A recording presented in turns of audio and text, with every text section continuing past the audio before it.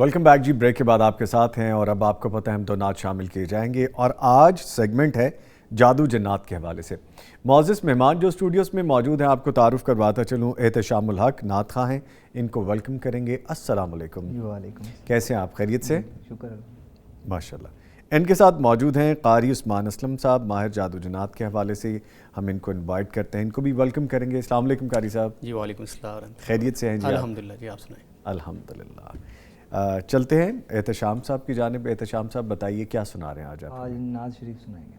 ماشاءاللہ سنائیے جی. اے رسول امی خاتم المرسلین،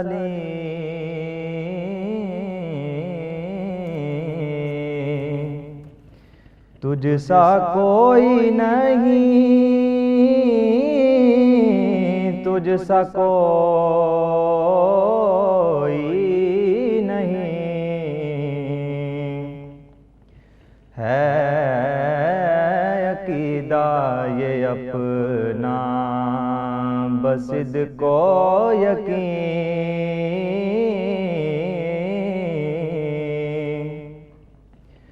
تجھ سا کوئی نہیں، تجھ سا کوئی نہیں. اے رسول امی دست قدرت نے ایسا بنایا تجھے، جملہ اوصاف سے خود سجایا تجھے. دست قدرت نے ایسا بنایا تجھے، جملہ اوصاف سے خود سجایا تجھے. جملہ اوصاف سے خود سجایا تجھے. اے ازل کے حسین، اے ابد کے حسین،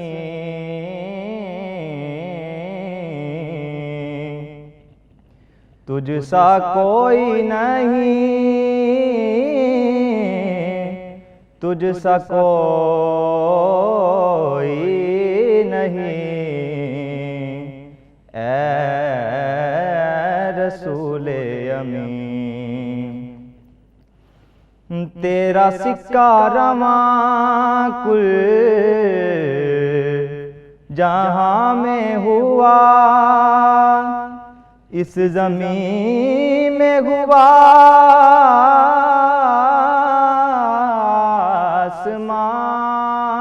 آسمان میں ہوا. تیرا سکہ رواں کل جہاں میں ہوا، اس زمین میں ہوا،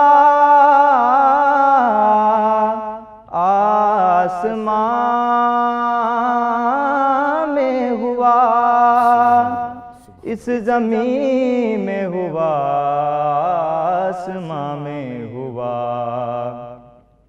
کیا عرب کیا عجم سب ہے زیر نگیں، کیا عرب کیا عجم سب ہے زیر نگیں. تجھ سا کوئی نہیں، تجھ سا کوئی نہیں. اے رسول امی माशाल्लाह, सुभान अल्लाह, सुभान अल्लाह। ए अज़ल से हंसी, ए अबद से हंसी, तुझसा कोई नहीं, तुझसा कोई नहीं। माशाल्लाह, बहुत खूबसूरत। अल्लाह ताला आपको जज़ाए खैर अता फरमाए। एहतशामुल हक कारी साहब, कितना सुरूर आ रहा था सुन के, कितना अच्छा लग रहा था सुन के, और कुछ लफ्ज़ तो ऐसे थे उनको सुन के बाकायदा फ़ील हो रहा था कि लिखने वाले ने किस सोच पे पहुंच के लिखा होगा, तसव्वुरात में जाके लिखा गया। क्या खूबसूरत, बहुत खूबसूरत। ठीक है सर, आपकी ज़िम्मेदारी आपको देते हैं हम। सवाल बड़े इकट्ठे हुए हैं आपके हवाले से, और लोग कहते हैं कि मौलिद जादू जन्नात जब आएंगे तो उनसे ये पूछना है।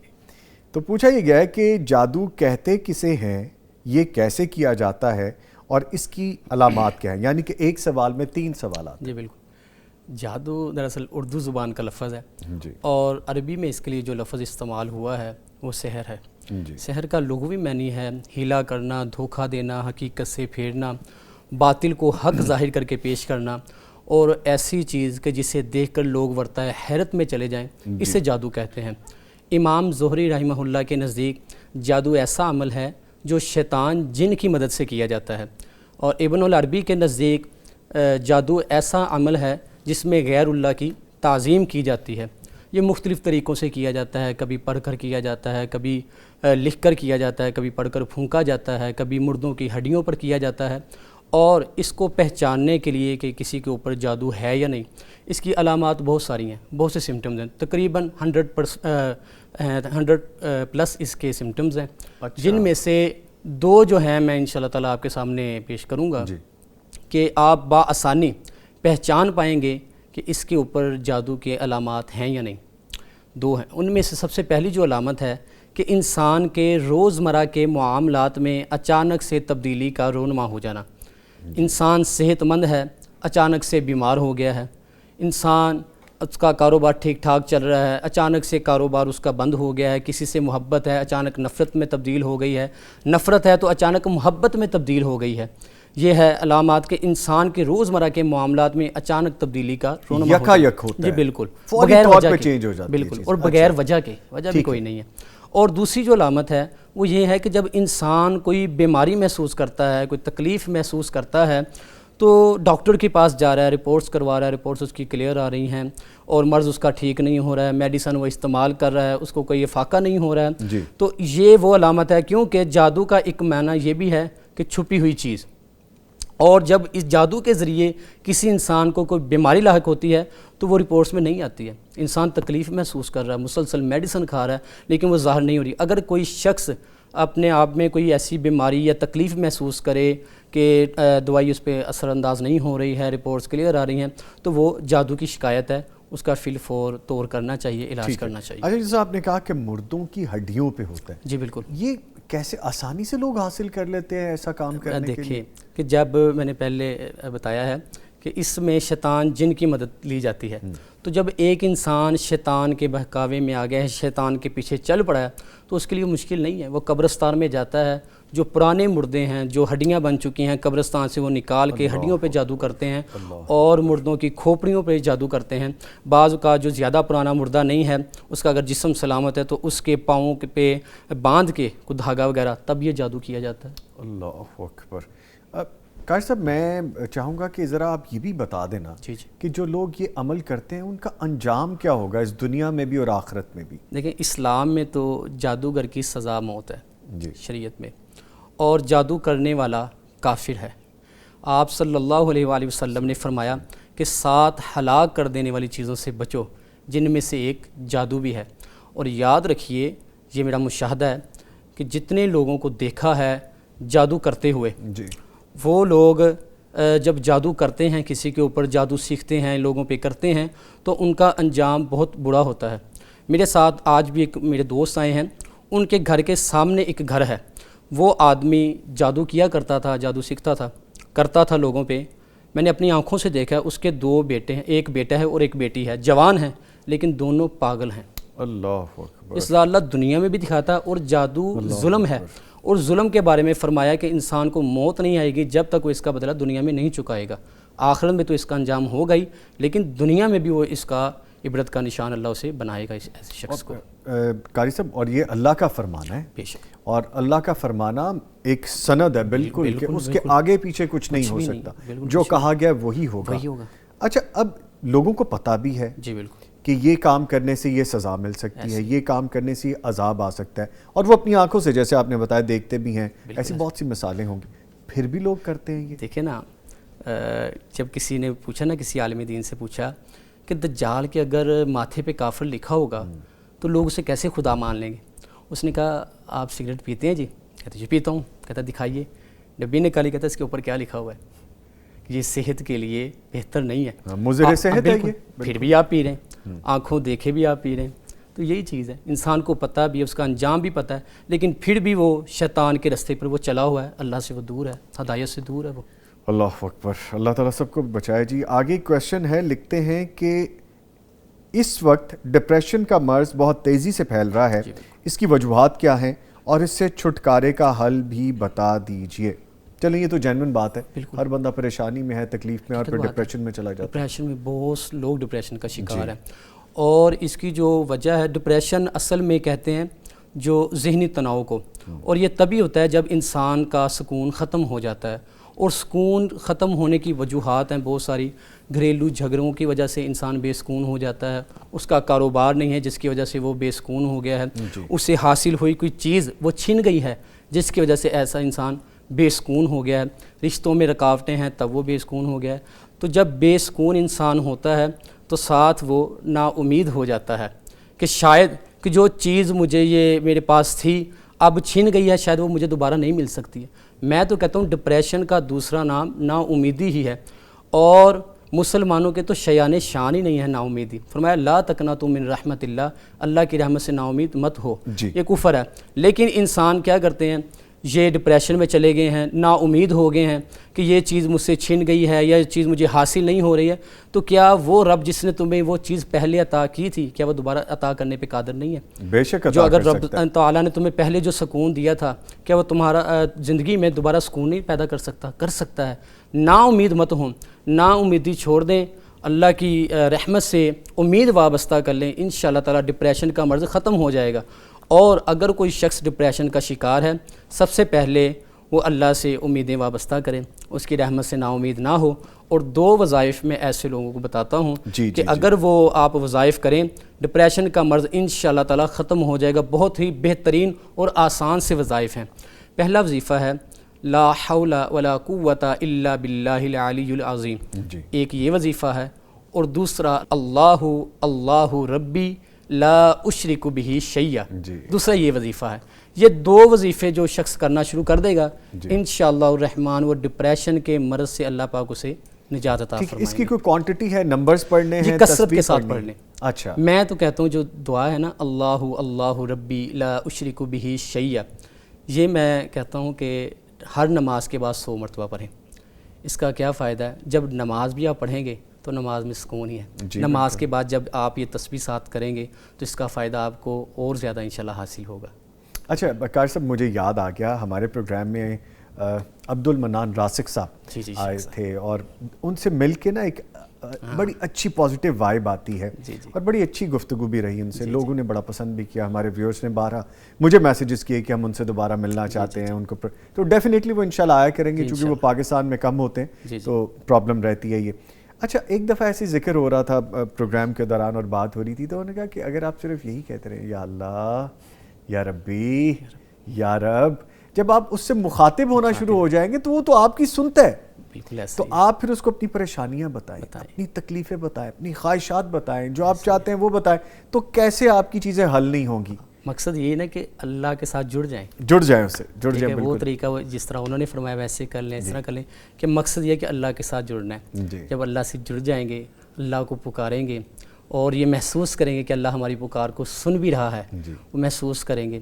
جب ساری دنیا ساتھ چھوڑ جاتی ہے، دور چلے جاتی ہے، پھر بھی انسان یہ یاد رکھے جب کوئی پاس نہیں ہوتا وہ رب العزت کی ذات پھر بھی آپ کے پاس ہوتی ہے۔ نحن اقرب الیہ من حبل الورید، وہ آپ کے شاہرگ سے بھی وہ قریب ہے۔ اچھا، میں آپ کو اپنا ایکسپیرینس بتاؤں، کیونکہ جب ایسے لوگ جن کے پاس بیٹھ کے آپ کو باقاعدہ پتہ چلتا ہے ان کے پاس دین ہے، ان کے پاس علم ہے، تو دل کرتا ہے کہ آپ بھی عمل کر کے دیکھیں. تو قاری صاحب میں نے نا منان صاحب کی اس بات پہ, عبد المنان صاحب کی بات پہ, میں نے اسی دن عشاء کی نماز کے بعد میں نے سجدے میں جا کے رب سے باتیں کی, اور میں نے جب اس کو مخاطب کیا میں نے کہا یا اللہ, یا ربی, یا رب, میرے سونے اللہ, تو مجھے باقاعدہ فیل ہوا, مجھے پتا چلا کہ this was missing in my life, یہ میں زندگی میں پہلے مس کر رہا تھا. یہ چیزیں آپ کر کے دیکھیے. جیسا ابھی آپ نے کہا کہ اگر ڈپریشن ہے, انگزائٹی ہے, کوئی پریشانی ہے, نا امیدی ہے, یہ سٹریس ہے, اس طرح کی کوئی چیزیں آپ یہ کر کے دیکھیے. آپ کو اگر افاقہ نہ ہو تو پھر ہمیں بتائیے گا, یقیناً یہ چیزیں ختم ہوتی ہیں. اور اس مرض کی وجہ سے لوگ تو خودکشی کر رہے ہیں جی, سوسائڈ اٹیمپٹس ہیں بہت زیادہ, سوسائڈل اٹیکس ہیں لوگوں کو. ایسے ہی ہے. اللہ تعالیٰ سب کے لیے آسانیاں کرے. جی, تو یہ بات وہاں سے چلی تو میں نے کہا کہ میں آپ سے ضرور شیئر کروں, یہ کر کے دیکھیے گا. اور جو چیزیں میں پریکٹیکل کر کے ان کا رزلٹ لیتا ہوں وہ میں اس لیے بھی بتاتا ہوں کہ میں نے خود کر کے دیکھا, آپ کریں گے تو آپ کو بھی اس کا تجربہ ہو جائے گا. ٹھیک ہے سر, آگے ایک سوال ہے, پوچھتے ہیں کچھ ایسی بیماریاں بھی ہوتی ہیں جن کے بارے میں ڈاکٹرز کا کہنا ہے کہ یہ لا علاج بیماری ہے, اس کا علاج ہمارے پاس نہیں ہے, تو اگر کوئی شخص کسی ایسی بیماری میں مبتلا ہو جائے تو اس کے لیے بھی کوئی وظیفہ بہترین یا کوئی دم ہے تو وہ بھی بتا دیں. جی بالکل, ڈاکٹرز تو کہتے ہیں کئی ایسی بیماریوں کے بارے میں کہ ان کا علاج ہمارے پاس نہیں ہے, یہ مرض لا علاج ہے. جی, ڈاکٹرز کا کہنا تو ہو سکتا ہے, لیکن اگر پیغمبر علیہ السلام کے پاس جائیں تو بخاری شریف کی روایت ہے, حدیث ہے, فرمایا ما انزل اللہ دان الا انزل اللہ شفان, کوئی بیماری ایسی نہیں جس کی اللہ نے شفا نازل نہ فرمائی ہو. اور قرآن حکیم میں ہے وَنُنَزِّلُ مِنَ الْقُرْآنِ مَا هُوَ شِفَاءٌ وَرَحْمَةٌ لِّلْمُؤْمِنِينَ, کہ اللہ نے اپنے اس قرآن میں شفا نازل فرما دی ہے. حافظ امام ابن قیم رحمہ اللہ اپنی کتاب زاد المعاد میں اپنا ہی واقعہ درج کرتے ہیں, فرماتے ہیں مجھے کوئی ایسی بیماری لاحق ہو گئی کہ معالجین نے, طبیبوں نے مجھے کہہ دیا کہ آپ کی بیماری کا علاج ہمارے پاس موجود نہیں ہے, یہ لا علاج مرض ہے. جی, تو وہ فرماتے ہیں کہ یہ ان کے نزدیک لا علاج ہو سکتا ہے, وہ رب العزت کے ہاں تو نہیں نا. فرماتے ہیں کہ میں حرم پاک میں بیٹھ جاتا, مکہ مکرمہ میں حرم پاک میں بیٹھ جاتا, زمزم کا پانی لیتا, زمزم بھی شفا, اس کے اوپر میں سورہ فاتحہ یہ پڑھ پڑھ کے دم کرتا اور وہ پانی پیتا رہتا. کہتے ہیں, فرماتے ہیں کہ چند روز میں ہی اللہ نے مجھے اس لا علاج بیماری سے شفا عطا فرما دی. اور یہ وہ دم ہے جس کے بارے میں فرمایا نعمت الرقیہ, سورہ فاتحہ کا دم بہترین دم ہے.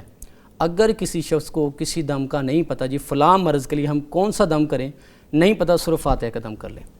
ہم جب بھی رقیہ کرتے ہیں کسی مریض پہ بھی ہم سورہ فاتحہ اس پہ ضرور پڑھتے ہیں, اس میں شفا ہے, سب سے بہترین دم سورہ فاتحہ کا دم ہے. اچھا, اس کی کوانٹٹی کیا ہے, وہ دم کا طریقہ کیا ہے, کتنی مرتبہ پڑھنا ہے؟ ان میں تو یہی ہے جو حافظ امام ابن قیم رحمہ اللہ کہ وہ پڑھتے تھے کثرت کے ساتھ. اچھا, کرتے تھے. میں جو کہتا ہوں کہ اگر لاتعداد نہیں پڑھ سکتے یا اتنا وقت آپ کے پاس نہیں ہے تو کوشش کریں کہ ہر نماز کے بعد 7 مرتبہ ہی پڑھ کر پانی پہ دم کر کے وہ پانی پینا شروع کر دیں. اور اس میں کوئی ٹائم نہیں لگتا, اس میں کوئی مشکل بھی نہیں ہے. بالکل بھی نہیں ہے. اچھا, کوانٹٹی آپ بڑھا بھی سکتے ہیں, اگر آپ کی طلب ہے آپ بڑھا سکتے ہیں اس کو. دیکھیں نا, آپ نے کھانا کھایا, ایک روٹی کھائی, اگر آپ کی بھوک ختم نہیں ہوئی آپ دوسری کھائیں گے. آپ دیکھیں آپ کو مکمل اگر فائدہ حاصل نہیں ہو رہا اس میں تعداد بڑھا دیجیے اور بڑھا دیجیے. تو یہ تو نہیں نا ممکن ہے کہ آپ اذکار کریں اس کا آپ کو فائدہ نہ ہو. آپ کے ایمان میں کمزوری ہو سکتی ہے, وظائف میں اذکار میں کمی واقع نہیں ہو سکتی. یہ کیسے پاسبل ہے کہ اللہ کے کلام میں برکت نہ ہو؟ یہ تو پاسبل ہی نہیں ہے نا, یہ تو آؤٹ آف کوسچن ہے. اچھا, اگر آپ بغیر کسی اور ایسے عمل کے کہ جو آپ کو کوئی ضرورت ہو, آپ برکت کے لیے پڑھتے رہیں, آپ ویسے پڑھ کے دم کر کے خود بھی پئیں, اپنے بچوں کو, گھر والوں کو پلائیں, تو اس کا کوئی ممانعت تو نہیں, اس کا فائدہ ہی فائدہ ہے. بالکل فائدہ ہی فائدہ ہے اس کے. ٹھیک ہے, کثرت کے ساتھ پڑھیں. ٹھیک ہے سر. آگے پوچھا گیا ہے کوئی ایسا روحانی عمل بھی ہے جس کے ساتھ الرجی کا خاتمہ ممکن ہو؟ اچھا نظامی صاحب, یہ سمجھے کہ ایک تحفہ ہی ہوگا. اچھا, ہاں جی, کیونکہ یہ جو دم ہے, جی جی, الرجی کے بارے میں آپ کو میں بتانے لگا ہوں. جی, ہے تو قرآن حکیم کی یہ صورتیں ہیں جو میں بتاؤں گا, اور یہ پریکٹیکل کیا تھا سب سے پہلے میں نے اپنے گھر میں ہی. میرے دادا جان کے ساتھ الرجی کا جب مسئلہ بنا تب مجھے یہ پتہ چلا, میں نے ان سے پوچھا, اور اتنی زیادہ الرجی تھی ان کے جسم پہ, 1 ہفتے میں بہترین رزلٹ دکھا. اور اس کے بعد اب تک بہت سے لوگوں کو جن کو الرجی کا مسئلہ ہے, میڈیسن ان پہ اثر انداز نہیں ہو رہی, تو یہ والا دم انہوں نے کیا الحمدللہ, جو طریقہ کار بتلایا ہے, یہ ایک اپنا میرا تجربہ ہے, آزمودہ ہے, بالکل آزمودہ. اچھا, یہ کریں انشاءاللہ الرحمن بہت زیادہ فائدہ حاصل ہوگا. کرنا کیا ہے, صبح آپ نے پاؤڈر لے لینا ہے, کوئی بھی پاؤڈر جو جیسے بچوں کو لگاتے ہیں اس پاؤڈر کے اوپر جی سورہ فاتحہ پڑھنی ہے 7 مرتبہ، سورہ ناس 7 مرتبہ، سورہ کوثر 7 مرتبہ، یہ تینوں صورتیں 7 مرتبہ پڑھ کر اس پاؤڈر کے اوپر دم کر کے الرجی والی جگہ پہ آپ نے لگا لینا ہے. اور اسی طرح رات کو یہی صورتیں سورہ فاتحہ، سورہ ناس اور سورہ کوثر تیل کے اوپر سرسوں کا آئل لے لیں، اس کے اوپر دم کر کے یہ الرجی والی جگہ پہ لگانا شروع کر دیں. انشاءاللہ تعالیٰ 1 ہفتے کے اندر اندر بہترین نتائج آپ دیکھیں گے. اچھا، یہ اب اس پہ ڈیبیٹ ہوگی آپ کی میری، ہم گفتگو کریں گے اس پہ، کیونکہ میرے ویورز مجھے اکثر پھر ان چیزوں پہ پوچھتے بھی ہیں جو کہ اچھی بات بھی ہے، بالکل پوچھنا چاہیے. اچھا، اب آپ نے کہا پہلے تو وہ رپیٹ کیجئے جو آپ نے ساری چیزیں بتائیں، پھر میں نے کچھ کوسچن پوچھنے آپ سے. صبح پاؤڈر کے اوپر سورہ فاتحہ الحمدللہ، سورہ فاتحہ 7 مرتبہ، سورہ ناس 7 مرتبہ اور سورہ کوثر 7 مرتبہ صبح پاؤڈر کے اوپر، اور رات کو سونے سے پہلے آئل کے اوپر یہی تینوں صورتیں پڑھ کے وہ آپ نے الرجی والی جگہ پہ لگا لینی. ٹھیک ہے، اور یہ عمل کرتے رہیں جب تک کہ آپ کو فائدہ انشاءاللہ 1 ہفتے میں رزلٹ مل ہو جائے گا. اچھا، اس میں 2 چیزیں ہیں. سم ٹائمز آپ کو الرجی پہ پاؤڈر انفیکٹ بھی کر سکتا ہے، اس سے آپ کو الٹا نقصان بھی ہو سکتا ہے، لیکن آپ نے ایکسپیرینس کیا ہے ایسا کچھ نہیں ہے.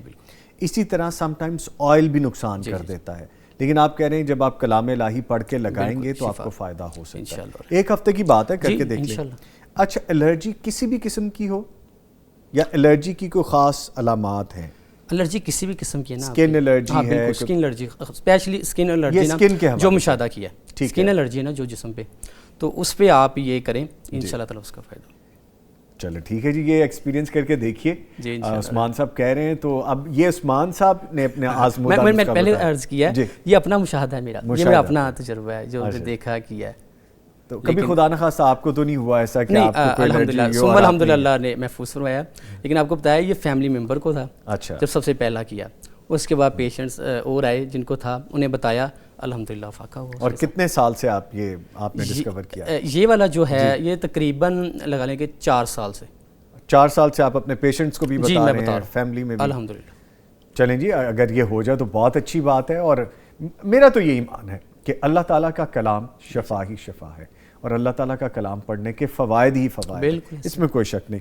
ٹھیک ہے سر، آگے پوچھا گیا ہے اکثر عاملین جب اذکار وغیرہ بتاتے ہیں تو ساتھ شرط بھی لگاتے ہیں کہ ان کو پڑھنے سے پہلے اجازت لینا بھی ضروری ہے، بغیر اجازت کے پڑھو گے تو نقصان اٹھاؤ گے. اس بات میں کتنی صداقت ہے؟ کیا ایسے اذکار بھی ہوتے ہیں کہ جن کی اجازت لینا ضروری ہوتی ہے؟ یہ ایک کویسچن نہیں ہے، بیسیکلی یہ 4 کویسچن ہیں جی اس میں. تو اب آپ نے ایک ایک کر کے چاروں کا بتا دینا مجھے. آپ نے پوچھا ہے کہ کیا اذکار پڑھنے سے پہلے اجازت لینا ضروری ہے؟ تو بالکل ایسے بہت سے عاملین ہیں، اسپیشلی جب آپ دیکھتے ہیں انٹرنیٹ پہ ہماری مائیں بہنیں اسپیشلی گھر بیٹھے سرچ کرتی ہیں، کوئی وظیفہ دیکھتی ہیں، تو جو عاملین بتاتے ہیں یہ وظیفہ ہے اور یہ کرنے سے پہلے اجازت ضرور لینی ہے جس نے کرنا ہے. تو سوری ٹو کٹ یو، مجھے تھوڑا سا اسپیسی بھی آ رہی ہے. اجازت کے لیے آپ انہی عامل کو فون کریں گے، انگلی ادھر نہیں کرتا میں ادھر کرتا ہوں جی، انہی عامل کو آپ فون کریں گے اور وہ عامل آپ کو بتائے گا کہ جی اجازت میں دیتا ہوں لیکن اتنے پیسے مجھے آپ ٹرانسفر کر دیں. اور وہ پیسے جب ٹرانسفر ہو جائیں گے اس کے بعد اس عامل کا نہ نمبر ملے گا نہ وہ آپ سے بات کرے گا. تو اجازت کا اصل معاملہ یہ جواب آپ نے دے دیا ہوا ہے اسپیشلی. لیکن نا جو مسنون وظائف ہیں ان میں تو اجازت لینے کی ضرورت ہی نہیں ہے. جب پیغمبر علیہ السلام نے اجازت دے دی، آپ صلی اللہ علیہ وسلم نے بتلا دیے گئے، تو اس کے بعد کس کی اتنی حیثیت ہے جو کہے جی کہ میری اجازت ضروری ہے؟ تو بالکل ایسی بات نہیں. ہاں اجازت اور چیز ہے، رہنمائی اور چیز ہے. ہاں رہنمائی آپ لے سکتے جی، یہ کب پڑھنا ہے، کس ٹائم پڑھنا ہے، کتنی تعداد میں پڑھنا ہے، وہ الگ چیز ہے.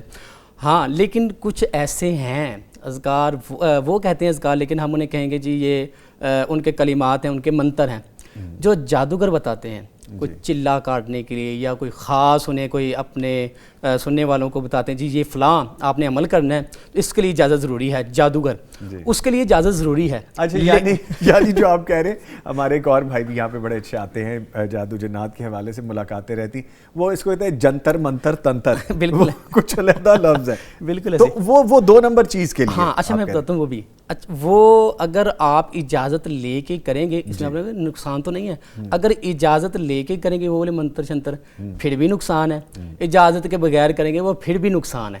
اچھا ٹھیک ہے. اور جو چیز ہے ہی غلط, اب بالکل غلط ہے. بالکل. اور تیسری جو بات ہے جو آپ نے بتا دی ہے کہ جب ان سے کال پہ رابطہ کریں گے یہ لوگ بالکل وہ حالانکہ بتائیں گے قرآن و حدیث سے اذکار ایسے لوگ, لیکن کہیں گے جی اجازت ضرور لیں. جب وہ بندہ رابطے میں آ جاتا ہے وہ سمجھو ان کا کسٹمر بن گیا, تو پھر وہ اپنے پیچھے لگائیں گے, اللہ کے ساتھ نہیں جوڑیں گے ان لوگوں کو, اپنے پیچھے لگائیں گے. اور جی آپ اب وہی واپلی چیز کہ جی قاری صاحب میں نا اپنا ایک ایکسپیرینس شیئر کرنا چاہ رہا ہوں. میری زبان پہ خارش ہونے لگ جاتی ہے جب ایسی فضول قسم کی چیزیں ہوتی ہیں ہمارے معاشرے میں.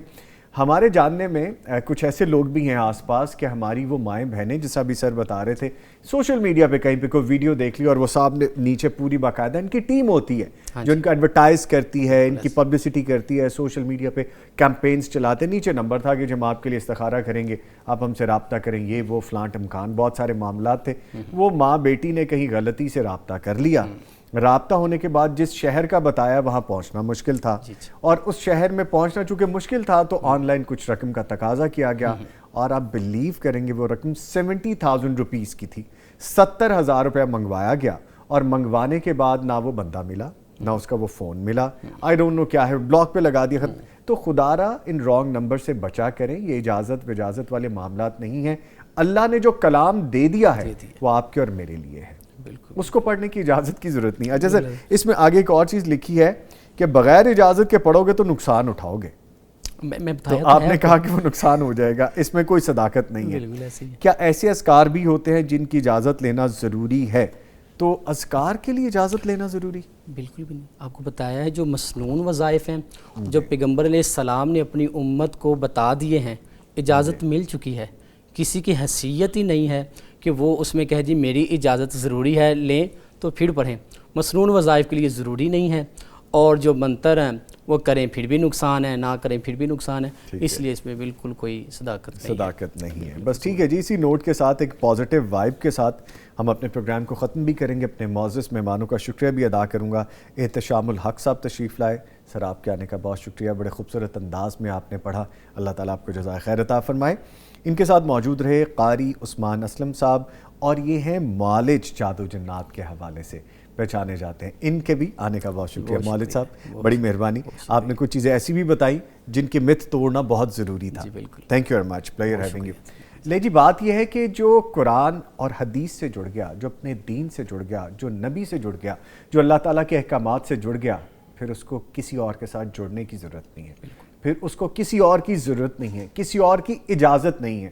اللہ کا کلام آپ کے لیے اور میرے لیے تو اترا ہے, اس کو پڑھیں, اپنی زندگیوں کو سہل کریں, اپنی فیملیز کی زندگیوں کو سہل کریں, اور زندگیوں کو انجوائے کریں. باقی ٹھنڈا گرم زندگی میں چلتا رہتا ہے, وہ زندگی کا حصہ ہے. اگر یہ نہ ہو تو پھر ہمیں اپنی ان خوشیوں کا پتہ نہیں چلے گا, اپنے ان سہولت والے ٹائمز کا پتہ نہیں چلے گا جو ہم بڑے آرام سے فار گرانٹیڈ لے لیتے ہیں. یہ تو میرے نصیب میں لکھا ہی تھا. نصیب میں ٹھنڈا گرم بھی ہے موسم, تو پھر آپ کو ٹھنڈا بھی ملتا ہے اور گرم بھی ملتا ہے. اسی نوٹ کے ساتھ میں اجازت چاہوں گا. نوید نظامی اور میری پوری ٹیم کو اجازت دیجیے. اپنا خیال رکھیے, پھر ملاقات ہوگی. تب تک کے لیے اللہ حافظ.